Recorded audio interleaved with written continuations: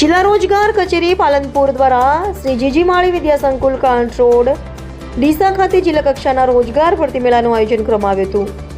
ગુજરાત સરકારના વન અને પર્યાવરણ ક્લાઇમેટ ચેન્જ તથા વાહન વ્યવહાર રાજ્યકક્ષાના મંત્રી પ્રવીણભાઈ માળીના અધ્યક્ષસ્થાને યોજાયેલા આ ભરતી મેળામાં 40થી વધુ નોકરીદાતા સંસ્થાઓ ઉપસ્થિત રહી 1700થી વધુ ખાલી જગ્યાઓ માટે ભરતી પ્રક્રિયા હાથ ધરી હતી.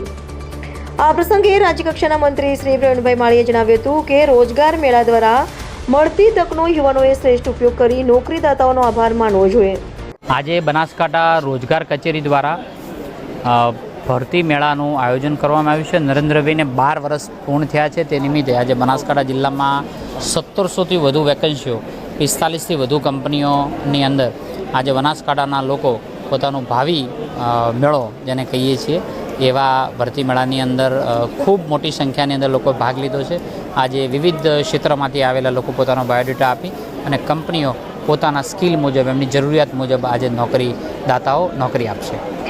આ પ્રસંગે જિલ્લા પંચાયત પ્રમુખ વસંતભાઈ પુરોહિત, પૂર્વ સાંસદ દિનેશભાઈ નાવાડિયા, સંગઠનના હોદ્દેદારો શ્રી જીજી માળી, વિદ્યા સંકુલના પદાધિકારીઓ, રોજગાર વિભાગના અધિકારીઓ, કર્મચારીઓ તથા બહોળી સંખ્યામાં રોજગાર વાંછુ યુવક યુવતીઓ ઉપસ્થિત રહ્યા હતા.